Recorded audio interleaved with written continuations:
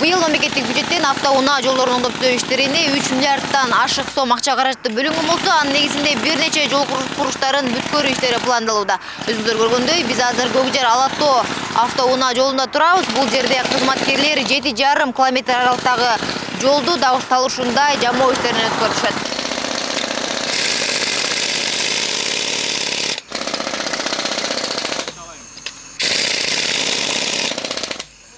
Саламатсызбы?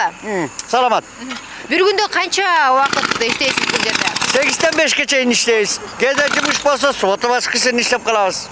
Иштерибиз жакшы. Иштеп атабыз.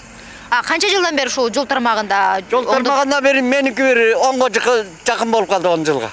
Ооба. Бул аябай кыйынбы сизге? Пенсиядамын. Кыйыны эле болот. Кышкысы кыйын. Саат түнкү саат 4-тө туруп алып туз чачасың. Алар чага барабыз, тияққа барабыз, бияққа барабыз. Сугуна да тоңуп жүрөбүз. Бирок жайкысы жакшы. Жайкысы момунтип иштеп атабыз. Азыр ямочный работа деп коет. Аң чоңдуктарды жамоо иштери жүрүп атат. Бул жолдун аты Көкжар Ала-Тоо 0 километр деп коет. Ошондон баштап 7,5 чакырымга чейин казып, аң чоңдуктарды жамап кетип баратабыз. Биздин жумушубуз 8-ден 5-ке чейин эртеңки асфальтка даярданып атабыз. Чуңкурларды казып, вырубка ям деп коет. Ошо аң чоңдуктарды казып, тазалап, эртеңки асфальтка даярдык көрүп жатабыз. 7-8 рабочий иштеп атат. Ошол жол менен кете беребиз. Көкжар Ала-Тоо деген жолдо иштеп атабыз. Кийинки жолубуз ушу Бишкек-Койташ-Ысык Ата деп коет. Чоң жолго түшөбүз. Бул жол бүтөр менен буюрса ушул жуманын аягында бүтүп калабыз. Анан кийинки жолго түшүп эле жылдагыдай ишибизди аткарып кете беребиз. Кыргыз Республикасынын жалпы пайдаланган жолдору боюнча 2021-жылы 3 миллиарддан көп акча каражат бөлүнгөн. Жалпы пайдаланган жолдун 160 километр жол оңдоо иштери аткарылган. 2022-жылы болсо 8 миллиарддан көп акча бөлүндү. Айта кетсек, ушу Баткен областынын өнүктүрүү эметеси боюнча 148 объект курулуш иштери аткарылды. Ал эми айта кетсек, жалпы пайдаланган жолдордун 2022 аткарылган жумуштары боюнча 500 километр 500 метр иш аткарылды. Ал эми ошондой эле президенттин фондунан болсо жаратылыш парк аларча боюнча 10 километр 400 метр асфальт төшөө иштери аткарылды. Ошо 12 унаа токтотуу жайга асфальт төшөө иштери аткарылды.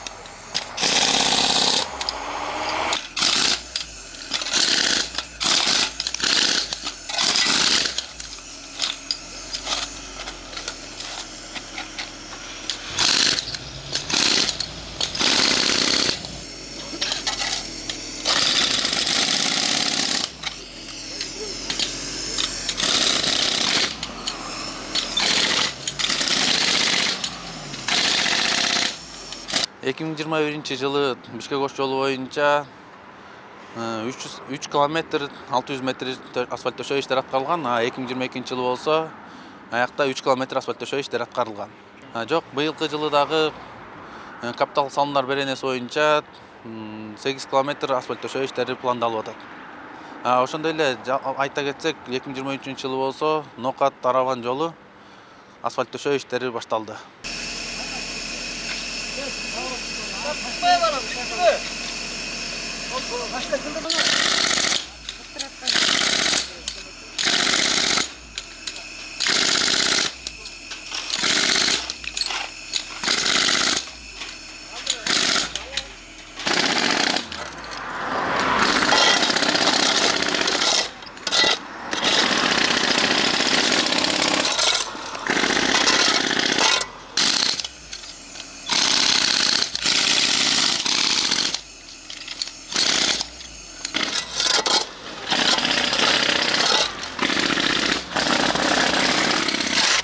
Транспорт жана коммуникация министрлиги тарабынан инвест долбоорлорун ишке ашыруу боюнча 2022 жылга 111 километр асфальттоо иштери каралган болчу. 2022 жылы 105 километрди жалпысынан түздү.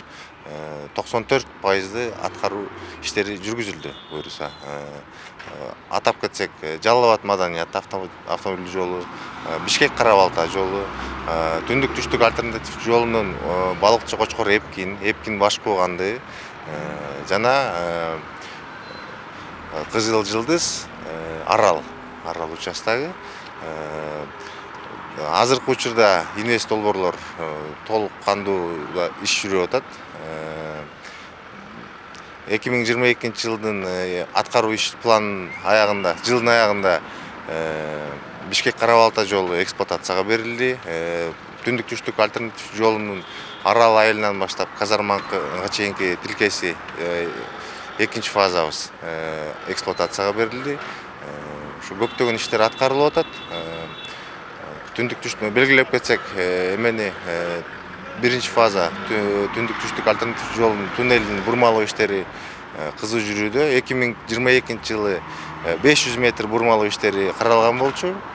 Ашыгы менен аткарылып 556 метрди түздү. Бүгүнкү күндө 215 метр бурмалоо иштери калып, буюрса 2023 жылга туннелдин бурмалоо иштери бүткөрүүгө пландаштырууда.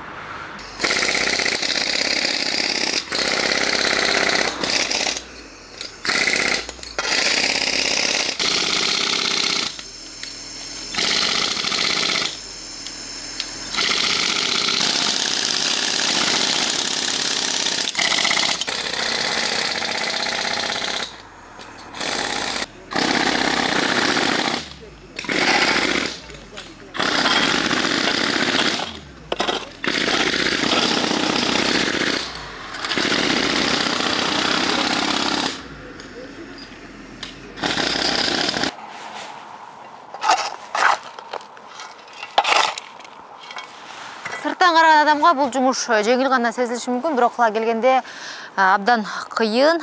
Бул таштарды сузуп чыгаруу деле бир өзүнчө бир күчтү талап кылат. Акыркы учурда мамлекет тарабынан бул жол тармагына өзгөчө көңүл буруп жаткандыгы баарыбызга маалым. 2021 жылы 3 миллиарддан ашык сом ушул оңдоп түзөө иштерине бөлүнгөн болсо, 2022 жылы 8 миллиарддан ашык сом акча каражаты бөлүнгөн. Анын негизинде 95% жумуш аткарылып, өз жыйынтыгын берген. Айсалкын Нурмат кызы, Үсөн Камчыбеков, 7 канал.